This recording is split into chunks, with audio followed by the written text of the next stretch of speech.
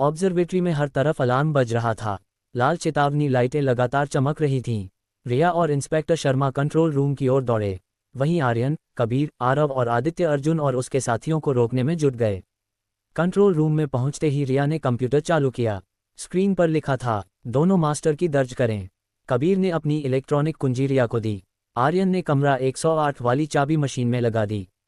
System चालू हुआ। Access 50% complete. लेकिन तभी स्क्रीन लाल हो गई। तीसरी सुरक्षा कुंजी आवश्यक है। रिया घबरा गई। तीसरी कुंजी, लेकिन इसका तो किसी ने जिक्र ही नहीं किया। उधर अर्जुन जोर से हंसा। यही मेरी आखिरी चाल थी।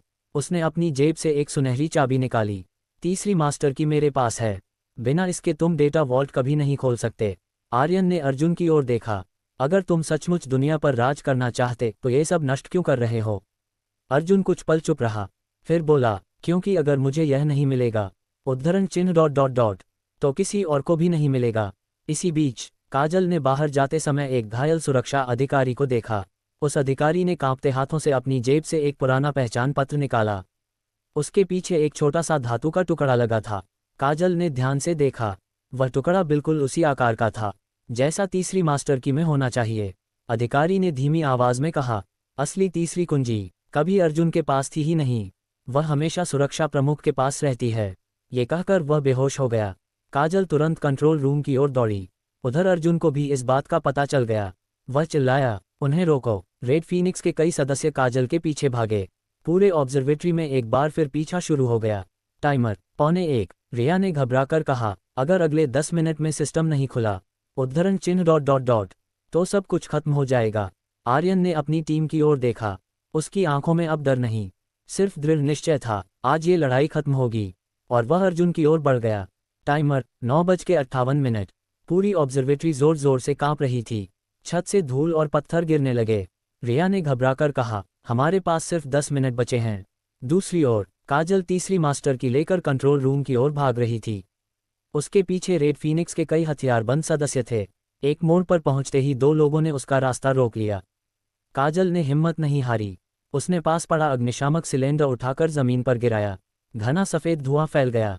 धुएं का फायदा उठाकर वह दूसरी तरफ निकल गई। मुख्य हॉल में आर्यन और अर्जुन आमने सामने खड़े थे। अर्जुन बोला, तुम्हें लगता है कि तुम जीत जाओगे? आर्यन ने शांत स्वर में कहा, जीत ताकत से नहीं, सही इरादे से मिलती है। दोनों के बीच जबरदस्त हाथापाई शुरू हो गई। आरव और आदित्य रेड फीनिक्स के बाकी लोगों को रोक रहे थे। कबीर सीधे कंट्रोल रूम की ओर बढ़ गया। टाइमर 6:21। काजल आखिरकार कंट्रोल रूम पहुंच गई। उसने तीसरी मास्टर की रिया के हाथ में दी। रिया ने तीनों कुंजियां सिस्टम में सक्रिय कर दीं। स्क्रीन पर संदेश आया, master authentication successful, data vault unlocking. पूरे कमरे में नीली रोशनी फैल गई। लेकिन उसी समय अर्जुन ने अपनी जेब से एक छोटा रिमोट निकाला। वह मुस्कुराया, तुम लोग देर कर चुके हो। उसने बटन दबा दिया। Beep beep beep. रिया की स्क्रीन फिर लाल हो गई। Emergency self destruct activated. 3 बजे। अब सिर्फ 3 मिनट बचे थे। रिया ने तेजी से सिस्टम देखा।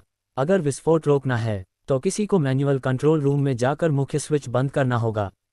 कबीर ने तुरंत कहा, मैं जाऊंगा। आर्यन ने उसका हाथ पकड़ लिया। नहीं, ये लड़ाई हम सब की है। विराज आगे आए। उन्होंने मुस्कुराकर कहा, कभी कभी जीत के लिए सबसे बड़ा बलिदान देना पड़ता है। ये कहकर वे अकेले मैन्युअल कंट्रोल रूम की ओर दौड़ पड़े। टाइमर रात के 1:15। पूरी इमारत हिल रही थी। आर्यन चिल्लाया, विराज वापस आइए। लेकिन विराज रुके नहीं। उन्होंने आखिरी बार मुड़कर मुस्कुराया और मुख्य लीवर पकड़ लिया। रात के 12:10। उन्होंने पूरी ताकत से लीवर नीचे खींच दिया। पूरा सिस्टम बंद हो गया। टाइमर रुक गया। रात के 12:01। ऑब्जर्वेटरी में गहरा सन्नाटा छा गया। सबकी सांसें थम गईं। लेकिन विराज जिस कंट्रोल रूम में थे उसका भारी लोहे का दरवाज़ा अंदर से हमेशा के लिए लॉक हो चुका था। आर्यन दरवाजे तक दौड़ा। विराज। अंदर से सिर्फ उनकी आवाज़ आई, आर्यन, सच की रक्षा करना, यही मेरी आखिरी इच्छा है। दरवाजे के पीछे फिर सन्नाटा छा गया। आर्यन की आंखों से आंसू बह निकले।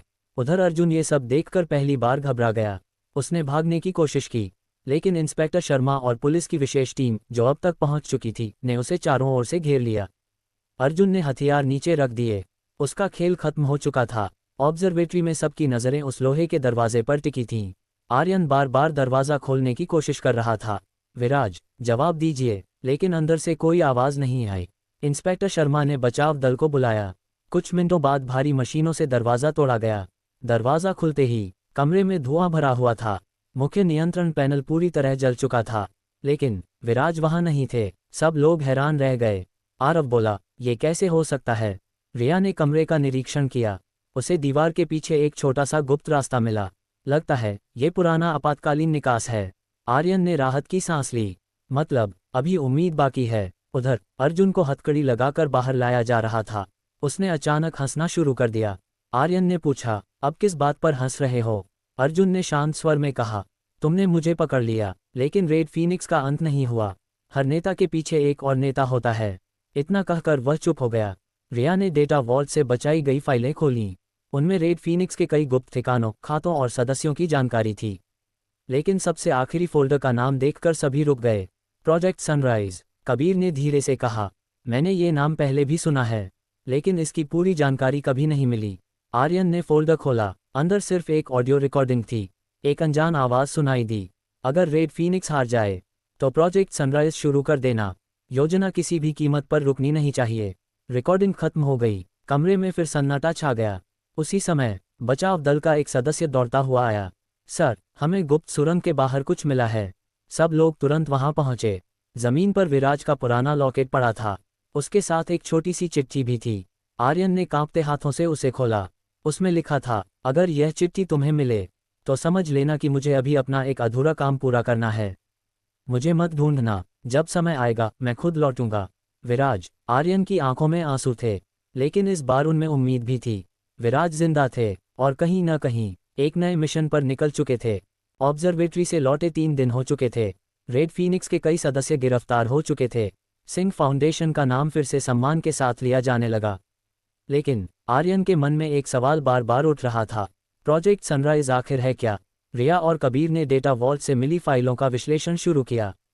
घंटों की मेहनत के बाद एक एन्क्रिप्टेड नक्शा खुला। नक्शे पर देश के अलग अलग शहरों में 12 लाल बिंदु चमक रहे थे।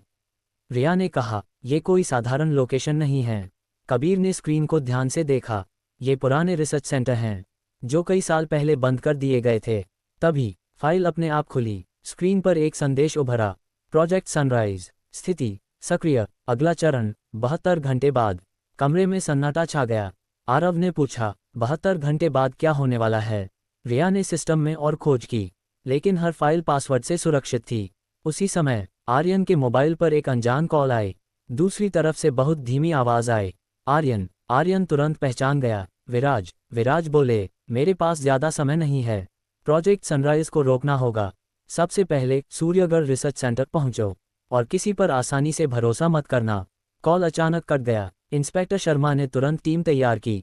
आर्यन, आरव, काजल, रिया, कबीर और आदित्य हेलीकॉप्टर से सूर्यगढ़ रिसर्च सेंटर की ओर रवाना हुए।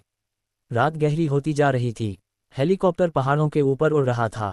अचानक पायलट चिल्लाया, हमारे रडार पर 3 अज्ञात ड्रोन हैं। कुछ ही सेकंड में ड्रोन हेलीकॉप्टर के बेहद करीब आ गए। एक ड्रोन से तेज रोशनी निकली। पायलट की स्क्रीन बंद हो गई। हेलीकॉप्टर बुरी तरह हिलने लगा। काजल घबरा कर बोली, हम नीचे गिर रहे हैं। आर्यन ने सबको सीट बेल्ट कसने को कहा। हेलीकॉप्टर तेजी से नीचे उतरने लगा और सामने घना जंगल दिखाई देने लगा। हेलीकॉप्टर तेजी से नीचे गिर रहा था। पायलट पूरी कोशिश कर रहा था कि किसी तरह नियंत्रण वापस मिल जाए, लेकिन सभी सिस्टम बंद हो चुके थे। आर्यन चिल्लाया, सब लोग मजबूती से पकड़ लो। धड़ाम। हेलीकॉप्टर घने जंगल में पेड़ों से टकराता हुआ जमीन पर आ गिरा। चारों ओर धुआं फैल गया। कुछ देर तक सन्नाटा छाया रहा। सबसे पहले आर्यन की आंख खुली। उसने देखा कि आरव, काजल, रिया, आदित्य और कबीर घायल थे, लेकिन सभी जिंदा थे। पायलट भी सुरक्षित था, हालांकि उसके हाथ में चोट लगी थी। आर्यन ने राहत की सांस ली। सब ठीक हैं। सभी ने धीरे धीरे सिर हिलाया। रिया ने अपना लैपटॉप निकाला। वह पूरी तरह टूट चुका था, लेकिन उसने अपनी जेब से एक छोटा बैकअप डिवाइस निकाला। अच्छा हुआ, मैंने डेटा की दूसरी कॉपी बचा ली थी। कबीर मुस्कुराया, तुम हमेशा एक कदम आगे सोचती हो। इसी बीच आरव को जमीन पर गहरे जूतों के निशान दिखाई दिए। यहाँ कोई पहले से मौजूद है। सबने उन निशानों का पीछा करना शुरू किया। करीब आधे घंटे बाद घने जंगल के बीच उन्हें एक पुराना लोहे का गेट दिखाई दिया। गेट पर जंग लगी हुई थी। उस पर बड़े अक्षरों में लिखा था, सूर्यगढ़ रिसर्च सेंटर। आर्यन ने धीरे से कहा, हम सही जगह पहुंच गए। जैसे ही उन्होंने गेट खोला, अंदर से अचानक बिजली जल उठी।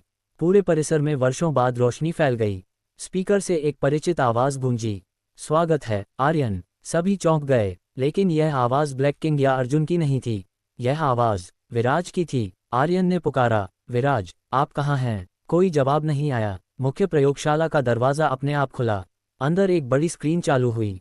उस पर विराज का रिकॉर्ड किया हुआ संदेश चलने लगा। अगर तुम यहाँ तक पहुँच गए हो तो इसका मतलब तुम सही रास्ते पर हो। लेकिन याद रखना, प्रोजेक्ट सनराइज को सिर्फ ताकत से नहीं रोका जा सकता। इसके लिए तुम्हें उस व्यक्ति को ढूंढना होगा जिसने ये परियोजना शुरू की थी। वीडियो समाप्त हो गया। उसी समय प्रयोगशाला के सबसे अंदर वाले दरवाजे पर लगी लाल बत्ती हरी हो गई।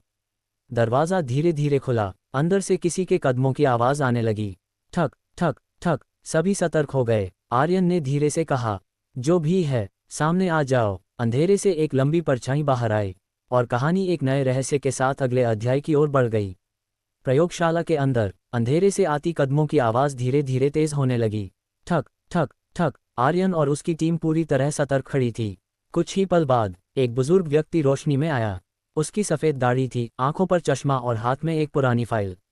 उसने शांत स्वर में कहा, डरिए मत, मैं दुश्मन नहीं हूँ। आर्यन ने पूछा, आप कौन हैं? वह मुस्कुराया, मेरा नाम है डॉक्टर समर प्रताप। कबीर उन्हें देखते ही चौंक गया। डॉक्टर समर, आप तो कई साल पहले लापता हो गए थे। डॉक्टर समर ने गहरी सांस ली। लापता नहीं, मुझे छिपना पड़ा था। उन्होंने मेज पर रखी पुरानी फाइल खोली। उसके पहले पन्ने पर लिखा था, प्रोजेक्ट सनराइज। डॉक्टर समर बोले, ये परियोजना मैंने शुरू की थी। सभी हैरान रह गए। आरव ने गुस्से में पूछा, तो ये सब आपकी वजह से हुआ? डॉक्टर समर ने सिर हिलाया, नहीं, मेरी खोज का गलत इस्तेमाल किया गया। उन्होंने समझाना शुरू किया, मैंने एक ऐसी ऊर्जा प्रणाली बनाई थी जो पूरे देश को वर्षों तक बिजली दे सकती थी, लेकिन कुछ लालची लोगों ने उसे हथियार बनाने की कोशिश की। रिया ने पूछा, क्या रेड फीनिक्स उसी तकनीक के पीछे है?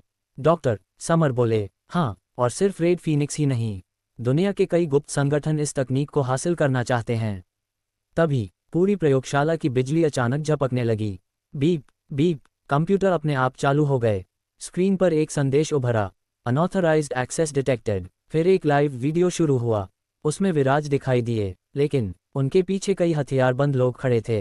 विराज घायल थे। उन्होंने मुश्किल से कहा, आर्यन, मैं दुश्मनों के हाथों में हूँ। प्रोजेक्ट सनराइज को बचाना, मेरी चिंता मत करना। वीडियो अचानक बंद हो गया। काजल की आंखों में आंसू आ गए। हमें उन्हें बचाना होगा, आर्यन ने दृढ़ स्वर में कहा। जरूर। डॉक्टर समर ने मेज के नीचे से एक पुराना डिजिटल नक्शा निकाला। उस पर एक जगह लाल रंग में चमक रही थी, आयरन आइलैंड। उन्होंने कहा, तारानकन तारानकन, अगर विराज जिंदा हैं तो उन्हें यहीं रखा गया है। कमरे में फिर सन्नाटा छा गया। आर्यन ने नक्शा अपने हाथ में लिया। उसकी आंखों में एक नया संकल्प था, तारानकन तारानकन, इस बार तारानकन हम सिर्फ सच नहीं बचाएंगे, उद्धरण चिन्ह डॉट डॉट डॉट, अपने साथी को भी वापस लाएंगे। कैमरा धीरे धीरे नक्शे पर जूम करता है। समुद्र के बीचों बीच बना एक रहस्यमयी द्वीप, आयरन आइलैंड। यहीं से कहानी का अगला सबसे खतरनाक मिशन शुरू होने वाला था। सूर्यगढ़ रिसर्च सेंटर में डॉक्टर समर ने आयरन आइलैंड का नक्शा मेज पर फैला दिया। उन्होंने गंभीर आवाज में कहा, यह कोई साधारण द्वीप नहीं है। चारों तरफ समुद्र, ऊंची चट्टानें, आधुनिक सुरक्षा प्रणाली और 24 घंटे निगरानी। बिना योजना के वहां जाना आत्महत्या करने जैसा होगा। आर्यन ने बिना झिझक कहा, अगर विराज वहां हैं तो हम जरूर जाएंगे। कुछ घंटों बाद पूरी टीम एक गुप्त नौसैनिक अड्डे पर पहुंची। वहां भारतीय तटरक्षक बल का एक अनुभवी अधिकारी उनका इंतजार कर रहा था। उसने कहा, हम आपको द्वीप के पास तक पहुंचा सकते हैं, लेकिन उसके बाद आपको अपना रास्ता खुद बनाना होगा। कबीर ने सिर हिलाया, बस इतना ही काफी है। रात के अंधेरे में एक तेज स्पीडबोट समुद्र की ऊंची लहरों को चीरती हुई आगे बढ़ रही थी। आर्यन दूरबीन से आयरन आइलैंड को देख रहा था। द्वीप किसी विशाल किले जैसा दिखाई दे रहा था। ऊंची दीवारें, वॉच टावर और हर तरफ सर्च लाइटें। रिया ने लैपटॉप पर नजर डालते हुए कहा, इनका सुरक्षा नेटवर्क हर 10 सेकंड में बदल रहा है। हमें अंदर घुसने के लिए सिर्फ एक मौका मिलेगा। उसी समय आयरन आइलैंड के अंदर विराज एक लोहे की कुर्सी से बंधे हुए थे। उनके सामने एक रहस्यमयी महिला खड़ी थी। उसने काले रंग का लंबा कोट पहन रखा था। वह मुस्कुराई और बोली, तुम्हारा आर्यन तुम्हें बचाने जरूर आएगा। विराज ने दृढ़ स्वर में कहा, और जब वह आएगा तुम्हारे खेल का अंत भी साथ लाएगा। महिला हल्के से हंसी, शायद, लेकिन इस बार खेल में नहीं, एम्परर खेल रहा है। उधर स्पीडबोट द्वीप से कुछ 100 मीटर दूर पहुंच चुकी थी। अचानक रिया के लैपटॉप पर लाल चेतावनी चमकी, वार्निंग, एनिमी रेडार लॉक्ड। अगले ही पल द्वीप की ओर से तेज सायरन बज उठा। सर्चलाइटें सीधे उनकी नाव पर टिक गईं। आरव चिल्लाया, उन्होंने हमें देख लिया। और तभी समुद्र की लहरों को चीरते हुए कई तेज गश्ती नौकाएं उनकी ओर बढ़ने लगीं। आर्यन ने अपनी मुट्ठी भींच ली। अब वापस लौटने का कोई रास्ता नहीं। समुद्र में तेज सायरन गूंज रहे थे। आयरन आइलैंड की गश्ती नौकाएं तेजी से आर्यन की स्पीड बोट की ओर बढ़ रही थीं। रिया चिल्लाए, वे सिर्फ 2 मिनट में हमें घेर लेंगे। पायलट ने पूरी रफ्तार से नाव मोड़ी, लेकिन दुश्मनों की नावें चारों तरफ से उन्हें घेरने लगीं। तभी कबीर ने समुद्र के नक्शे पर नजर डाली। दाईं तरफ चट्टानों के बीच एक पुरानी सुरंग है। अगर हम वहां पहुंच गए तो सीधे द्वीप के नीचे पहुंच सकते हैं। आर्यन ने तुरंत कहा, उसी तरफ चलो। स्पीड बोट तेजी से चट्टानों की ओर मुड़ गई। पीछे से दुश्मन लगातार पीछा कर रहे थे। अचानक धड़ाम, एक गश्ती नौक चट्टान से टकराकर पलट गई। बाकी नावें धीमी पड़ गईं। इस मौके का फायदा उठाकर आर्यन की टीम सुरंग के अंदर पहुंच गई। अंदर पूरा रास्ता अंधेरे में डूबा हुआ था। सिर्फ पानी की आवाज सुनाई दे रही थी। कुछ मिनट बाद वे एक छिपी हुई भूमिगत गुफा में पहुंचे। गुफा से ऊपर जाने वाली लोहे की सीढ़ियां थीं। डॉक्टर, समर ने धीरे से कहा, यही आयरन आइलैंड का गुप्त प्रवेश द्वार है। उसी समय आयरन आइलैंड के कंट्रोल रूम में वही रहस्यमयी महिला एक विशाल स्क्रीन के सामने खड़ी थी। स्क्रीन पर आर्यन और उसकी टीम की हर गतिविधि दिखाई दे रही थी। तभी कमरे का दरवाज़ा खुला। एक लंबा आदमी अंदर आया। उसका चेहरा अभी भी परछाई में छिपा था। महिला ने सिर झुकाकर कहा, सर, वे द्वीप के अंदर पहुंच चुके हैं। उस व्यक्ति ने शांत स्वर में कहा, मैं जानता हूं, उन्हें आने दो। महिला हैरान हो गई, लेकिन सर, वे विराज तक पहुंच सकते हैं। वह व्यक्ति हल्का सा मुस्कुराया, यही तो मैं चाहता हूं। हरमोहरा अपनी सही जगह पहुंच रहा है। महिला ने पहली बार उसे एक नाम से पुकारा, जी, एम्परर। दूसरी ओर आर्यन और उसकी टीम सीढ़ियां चढ़कर द्वीप के अंदर पहुंच गई। सामने एक लंबा गलियारा था। दीवार पर एक तीर बना था। सेल ब्लॉक ए, विराज वहीं कैद हो सकते थे। आर्यन ने धीरे से कहा, हम उन्हें लेकर यहां से निकलेंगे और इस खेल का अंत करेंगे। लेकिन जैसे ही पूरी टीम आगे बढ़ी, गलियारे के दोनों सिरों से भारी लोहे के दरवाजे बंद हो गए। छत से गैस निकलने लगी। स्पीकर पर एम्परर की आवाज़ गूंजी, आयरन आइलैंड में तुम्हारा स्वागत है। तारानकन तारानकन, अब देखते हैं। तारानकन तारानकन, तुम अपनी टीम को बचाते हो। उद्धरण चिन्ह डॉट डॉट डॉट या विराज को। आर्यन ने चारों ओर देखा। उसे समझ आ गया, एम्परर ब्लैक किंग से भी कई कदम आगे सोचता है। लोहे के दरवाजे बंद हो चुके थे। जहरीली गैस धीरे धीरे पूरे गलियारे में फैलने लगी। रिया ने तुरंत अपने बैग से छोटे छोटे फिल्टर मास्क निकाले। ये सिर्फ 10 मिनट तक काम करेंगे। सबने जल्दी से मास्क पहन लिए, लेकिन समय बहुत कम था। स्पीकर पर फिर एम्परर की आवाज़ गूंजी, आर्यन, तुम्हारे सामने 2 रास्ते हैं। अचानक सामने की दीवार 2 हिस्सों में बढ़ गई।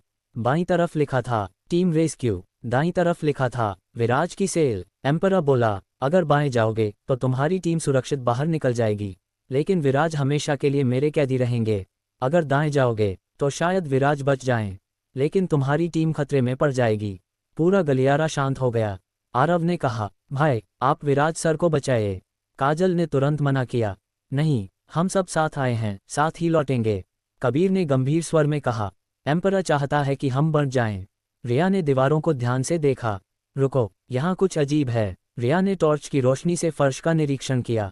उसे दोनों रास्तों के बीच एक बहुत पतली दरार दिखाई दी। उसने धीरे से धक्का दिया। घर्र, बीच की दीवार धीरे धीरे खिसकने लगी। पीछे एक तीसरा छिपा हुआ रास्ता दिखाई दिया।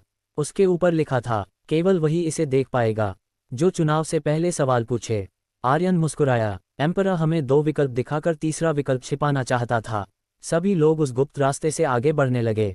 उधर कंट्रोल रूम में महिला अधिकारी घबरा गई, सर, उन्होंने सीक्रेट पैसेज ढूंढ लिया। एम्परर कुछ पल चुप रहा, फिर मुस्कुरा कर बोला, अच्छा, यानी आर्यन मेरी उम्मीद से भी ज्यादा तेज है। उसने शतरंज की बिसात पर एक मोहरा आगे बढ़ाया। अब अगली चाल मैं खुद चलूंगा। गुप्त सुरंग के अंत में टीम एक विशाल गोल कमरे में पहुंची। कमरे के बीच में लोहे की सलाखों के पीछे विराज खड़े थे। उन्हें देखकर आर्यन की आंखें चमक उठीं। विराज मुस्कुराए, मुझे पता था तुम तीसरा रास्ता ढूंढ लोगे। आर्यन सलाखों की ओर बढ़ा, लेकिन तभी पूरे कमरे की लाइटें बुझ गईं। अंधेरे में किसी के कदमों की आवाज गूंजी, ठक ठक ठक। फिर रोशनी लौटी। आर्यन के सामने काले रंग का लंबा कोट पहने एक व्यक्ति खड़ा था। उसने पहली बार अपना हुड हटाया, लेकिन कैमरा अभी भी उसका चेहरा नहीं दिखाता। उसने शांत आवाज में कहा, स्वागत है आर्यन, मैं हूं एम्परर। कमरे में गहरा सन्नाटा छा गया। पूरा कमरा खामोश था। आर्यन, रिया, आरव, काजल, कबीर और आदित्य की नज़र उस रहस्यमयी व्यक्ति पर टिकी थी। उसने धीरे धीरे अपना हुड हटाया। रोशनी उसके चेहरे पर पड़ी। सभी के चेहरे पर हैरानी छा गई। वह लगभग 60 वर्ष का एक गंभीर व्यक्ति था। उसकी आंखों में गजब का आत्मविश्वास था। उसने शांत स्वर में कहा, मेरा नाम विक्रम सूर्यवंशी है, लेकिन दुनिया मुझे एम्परर के नाम से जानती है। विराज ने गहरी सांस ली। विक्रम, आखिर तुम सामने आ ही गए। आर्यन ने हैरानी से पूछा, आप दोनों एक दूसरे को जानते हैं? विक्रम मुस्कुराया, बहुत अच्छी तरह। कई साल पहले मैं, विराज और डॉक्टर समर एक ही वैज्ञानिक मिशन पर काम करते थे। हमारा सपना था दुनिया को नई ऊर्जा देना, लेकिन कुछ लोगों ने उस सपने को हथियार बनाने की कोशिश की। रिया ने पूछा, तो आपने अपराध का रास्ता क्यों चुना? विक्रम की आंखें गंभीर हो गईं। मैंने अपराध नहीं चुना, मैंने नियंत्रण चुना। मुझे लगा कि अगर सारी ताकत एक ही हाथ में होगी तो दुनिया में युद्ध नहीं होंगे। कबीर ने सिर हिलाया, लेकिन डर से कभी शांति नहीं आती। विक्रम ने ताली बजाई। अचानक कमरे की दीवारें खुल गईं। अंदर सैकड़ों कंप्यूटर और सर्वर दिखाई दिए। विक्रम बोला, ये है सनराइज कोर, दुनिया की सबसे शक्तिशाली ऊर्जा और डेटा प्रणाली। अगर मैं इसे सक्रिय कर दूं, तो पूरी दुनिया की बिजली, संचार और सुरक्षा व्यवस्था मेरे नियंत्रण में होगी। तभी रिया की नज़र एक स्क्रीन पर गई। उसने घबराकर कहा, आर्यन, सिस्टम अपने आप चालू हो रहा है। स्क्रीन पर लिखा था, सनराइज कोर एक्टिवेशन 95%, 96%, 97%। आर्यन ने विक्रम की ओर देखा। इसे बंद करो, विक्रम शांत स्वर में बोला। अब बहुत देर हो चुकी है। उसी समय विराज ने अपनी कैद की सलाखों के पास लगे एक पुराने लॉक को देखा। उन्होंने जेब से एक छोटा धातु का टुकड़ा निकाला, जिसे उन्होंने पहले ही छिपा लिया था। धीरे धीरे लॉक खुल गया। टक, विराज आज़ाद हो चुके थे, लेकिन उन्होंने तुरंत हमला नहीं किया। उन्होंने धीरे से कहा, आर्यन, जब मैं इशारा करूं, तो मुख्य सर्वर का लाल स्विच दबा देना। आर्यन ने हल्के से सिर हिलाया। कमरे में तनाव बढ़ता जा रहा था। स्क्रीन पर गिनती चल रही थी, 99%। और उसी पल विक्रम मुस्कुराया। अब देखते हैं, दुनिया मेरे साथ बदलती है, उद्धरण चिन्ह ... या मेरे साथ खत्म होती है। 99%। पूरे सनराइज कोर में लाल चेतावनी लाइटें चमकने लगीं। अचानक स्क्रीन पर संख्या बदली। 100%। एक जोरदार कंपन के साथ पूरी इमारत हिल उठी। धड़ाम, सभी सर्वर एक साथ चालू हो गए। विक्रम सूर्यवंशी मुस्कुराया, अब दुनिया का हर नेटवर्क मेरे नियंत्रण में है। लेकिन तभी रिया ने अपने लैपटॉप पर कुछ देखा। वह जोर से बोली, नहीं, सिस्टम पूरी तरह सक्रिय नहीं हुआ है। कबीर ने पूछा, क्या मतलब? रिया ने स्क्रीन दिखाते हुए कहा, मुख्य नियंत्रण के लिए अभी अंतिम ऑथराइजेशन बाकी है। तारांकन, अगर अगले 5 मिनट में इसे रोका गया, उद्धरण चिन्ह ... तो पूरा सिस्टम हमेशा के लिए बंद हो जाएगा। आर्यन की आंखों में उम्मीद लौट आई। विक्रम गुस्से से चिल्लाया, उन्हें रोको। रेड फीनिक्स के बचे हुए सदस्य हमला करने लगे। मुख्य हॉल में भीषण संघर्ष शुरू हो गया। आरव और आदित्य ने मिलकर दुश्मनों को रोक लिया। काजल और इंस्पेक्टर शर्मा विराज को सुरक्षित बाहर निकालने लगे। इसी बीच विराज ने आर्यन की ओर देखा। याद है मैंने क्या कहा था? आर्यन ने सिर हिलाया। विराज ने हाथ उठाकर इशारा किया। आर्यन पूरी ताकत से मुख्य सर्वर की ओर दौड़ा। विक्रम भी उसी दिशा में भागा। दोनों लगभग एक साथ कंट्रोल पैनल तक पहुंचे। विक्रम ने आर्यन को धक्का दिया। दोनों जमीन पर गिर पड़े। उनके बीच जबरदस्त हाथापाई शुरू हो गई। पूरे कमरे में सन्नाटा छा गया। सबकी नज़र सिर्फ उन दोनों पर थी। स्क्रीन पर टाइमर चल रहा था। 2:14। रिया चिल्लाए, आर्यन, जल्दी। विक्रम ने आर्यन का हाथ पकड़ लिया। अगर यह सिस्टम बंद हुआ, उद्धरण चिन्ह ... तो दुनिया फिर उसी अंधेरे में चली जाएगी। आर्यन ने दृढ़ आवाज में कहा, दुनिया को बचाने के लिए किसी एक इंसान का मालिक बनना जरूरी नहीं, उसे आज़ाद रहना जरूरी है। उसने पूरी ताकत से खुद को छुड़ाया। रात के 12:18। आर्यन ने लाल स्विच की ओर हाथ बढ़ाया। विक्रम ने आखिरी बार उसे रोकने की कोशिश की। तभी विराज आगे आए और विक्रम को पीछे खींच लिया। उन्होंने चिल्लाकर कहा, आर्यन, अभी। आर्यन ने बिना एक पल गंवाए लाल स्विच दबा दिया। बीप। पूरी इमारत की बिजली एक साथ बंद हो गई। सनराइज कोर की स्क्रीन पर एक संदेश उभरा, सिस्टम शटडाउन सक्सेसफुल। कुछ पल तक चारों ओर गहरा सन्नाटा रहा। फिर आपातकालीन लाइटें जल उठीं। रिया ने मुस्कुराकर कहा, हम जीत गए। विक्रम घुटनों के बल बैठ गया। उसकी आंखों में पहली बार हार साफ दिखाई दे रही थी। उसने धीरे से कहा, शायद ताकत से बड़ी चीज विश्वास ही होता है। इंस्पेक्टर शर्मा आगे बढ़े और विक्रम को गिरफ्तार कर लिया। आर्यन ने विराज की ओर देखा। दोनों मुस्कुराए। सालों पुरानी लड़ाई आखिरकार समाप्त हो चुकी थी। सनराइज कोर बंद हुए 6 महीने बीत चुके थे। दुनिया अब फिर से सामान्य हो चुकी थी। रेड फीनिक्स पूरी तरह खत्म हो चुका था। विक्रम सूर्यवंशी को अदालत ने आजीवन कारावास की सजा सुनाई। डॉक्टर समर ने अपनी नई ऊर्जा तकनीक सरकार को सौंप दी ताकि उसका उपयोग केवल लोगों की भलाई के लिए हो। सिंह फाउंडेशन पहले से भी बड़े स्तर पर काम करने लगा। हजारों गरीब बच्चों की पढ़ाई, अस्पतालों की मदद और नए स्कूलों का निर्माण शुरू हो गया। आरव अब फाउंडेशन का संचालन संभाल रहा था। काजल एक बड़े शिक्षा अभियान की प्रमुख बन चुकी थी।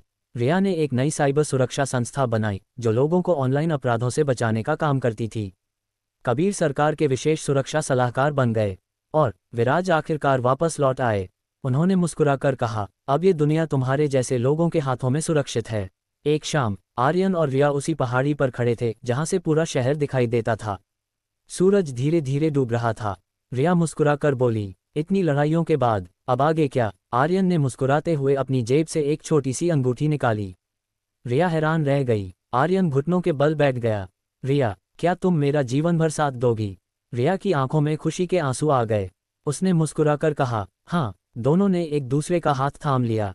कुछ महीनों बाद दोनों की शादी पूरे परिवार और दोस्तों की मौजूदगी में धूमधाम से हुई। विराज ने उन्हें आशीर्वाद दिया। आरव, काजल, कबीर, आदित्य और इंस्पेक्टर शर्मा सब खुशी से झूम उठे। आसमान में आतिशबाजी चमकने लगी। कहानी के अंत में आर्यन ने फाउंडेशन के नए मुख्यालय के सामने लिखा, असली ताकत दौलत में नहीं, दिल, विश्वास और इंसानियत में होती है। कैमरा धीरे धीरे ऊपर उठता है। पूरा शहर रोशनी से जगमगा रहा था। नई सुबह, नई उम्मीद और एक नई शुरुआत। समाप्त। अगर आपको हमारी यह कहानी पसंद आई हो तो वीडियो को लाइक करें, हमारे चैनल को सब्सक्राइब करें और अपने दोस्तों के साथ शेयर करना बिल्कुल न भूलें। ऐसी ही रोमांटिक, दिल छू लेने वाली और नई नई कहानियां सुनने के लिए हमारे साथ जुड़े रहें। धन्यवाद। मिलते हैं अगली शानदार कहानी में।